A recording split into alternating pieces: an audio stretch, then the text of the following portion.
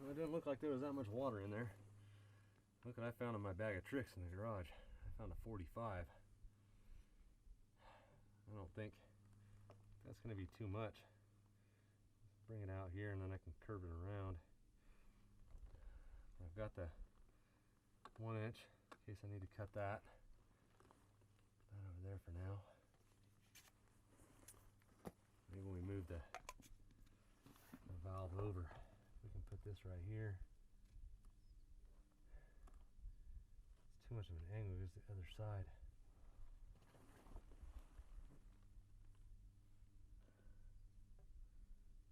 Yeah, if I fudge it though, we'll see. Let's get this pipe cut out of there. I think what I need to do, well, not cave this place in, be preferred. I need to go get 2 1.25 90s and have one go down and the other spin to the direction I need it to go, and then have the on-off valve over here. If you have 2 90s, one going down and then the one coming off that can pivot whichever direction you need it to shoot.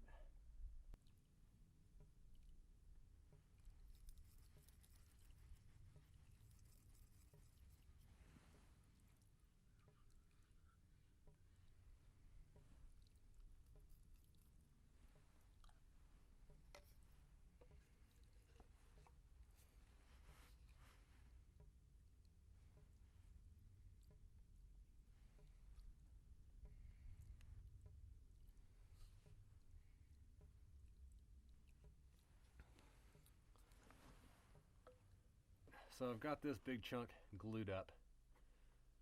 This piece is ready to go on here with primer, no glue yet.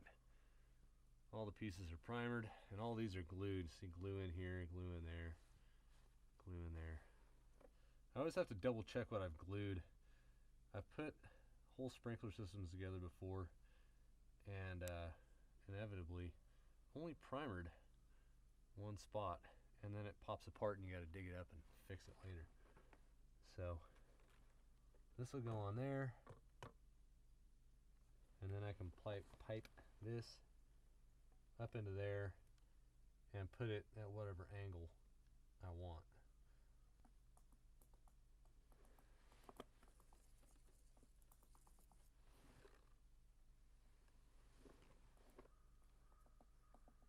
Kind of worried about this being wet, but I've glued these together before being wet and haven't had them come apart. So lots of glue.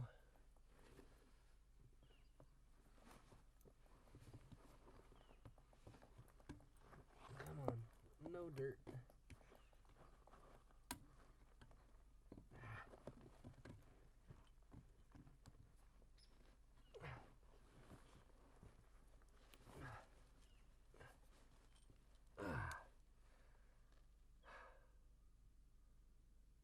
All right, hopefully that gets a good seal. We'll find out this afternoon when I turn the water on.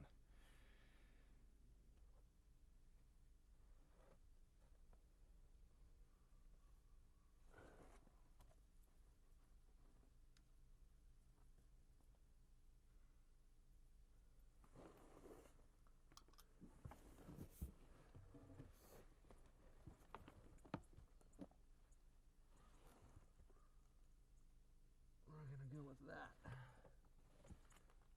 angle right there. I'm gonna go turn the water on and hopefully this all sticks together. The valve is turned off, so the water shouldn't come out anywhere around here. Should just put water back to our trailers over there where we're living right now.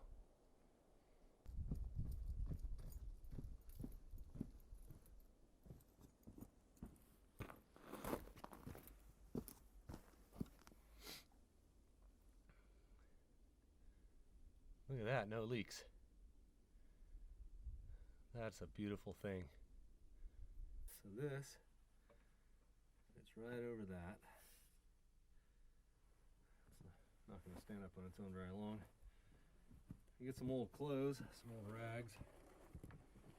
I'm gonna put these over top of that pipe on both sides. Not too far, because we don't want to keep that thing from turning. I don't want a bunch of material in there. Keep that knob from turning.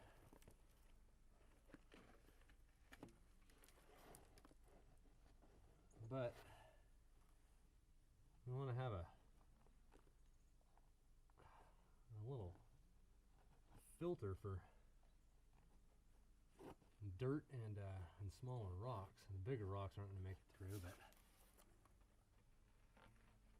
I want the bigger rocks making it through. Stuff that up around there. So this is 1-inch PEX going into my house through 1.5 inch conduit with a sweeping elbow. And this should have been 2-inch for sure, or this could have been 3/4. I could have run 3/4 supply to my house. It wouldn't be a problem.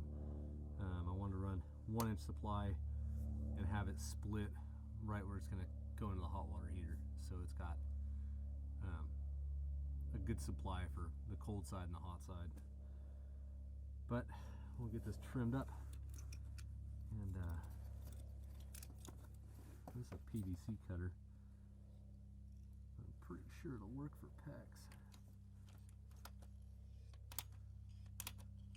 Look at that. If I need a little bit extra inside, I've got it.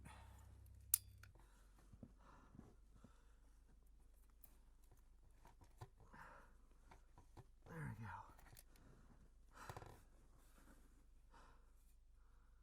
I'm sure that in the next day or two, this is all going to relax a little bit. At least I hope it is. Because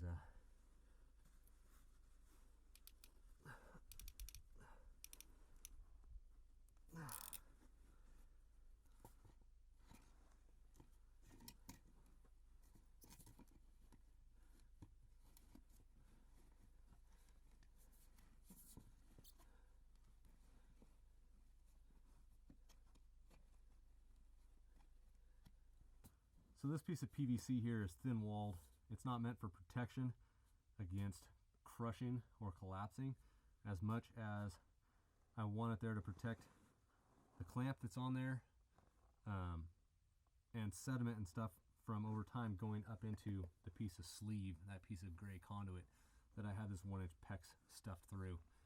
If I ever need to get in here and replace that piece of 1-inch PEX, say it breaks, gets a hole in it, something, who knows what can happen.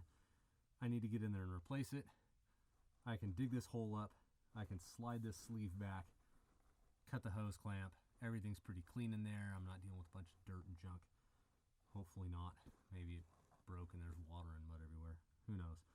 That's just there for an extra little, I don't know, me being anal. I always put a 5-gallon bucket around my frost freeze, fill it full of gravel, and put the lid on it. It leaves very little space for all these little roots to find their way in there. Now, most of the trees that these roots came from have been chopped down and dug out. But, well, there's an oak tree that I haven't cut down yet. It's probably 12 feet away. There's pine trees within 15 feet. Not too many of them.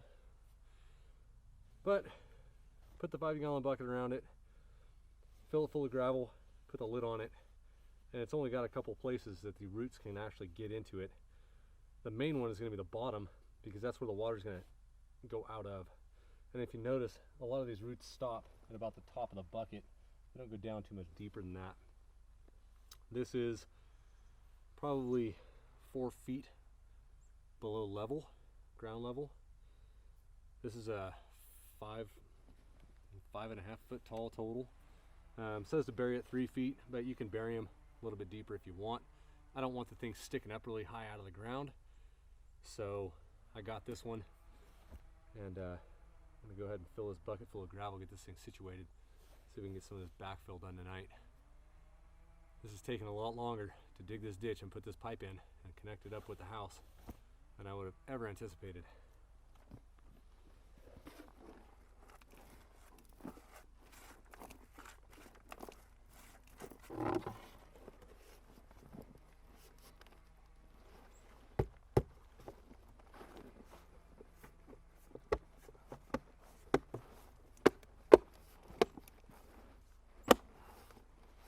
There we go.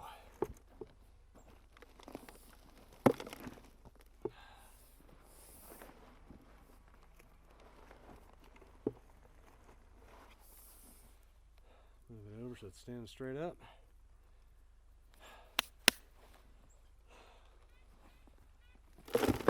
Start dumping some nice dirt on top of that pipe.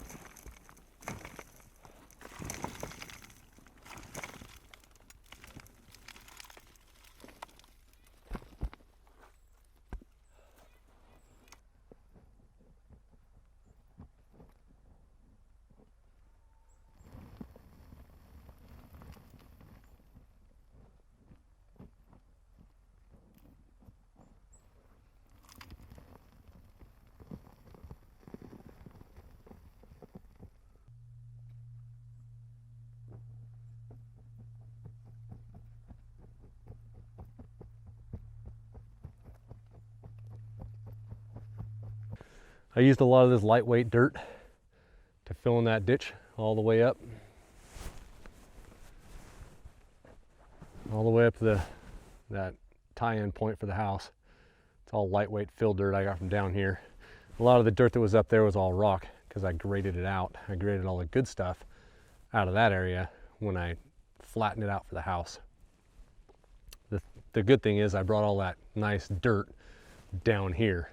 So it was all kind of right in this area anyways. So I had a lot of nice dirt, nice fill dirt to pack around this PVC all through the ditch.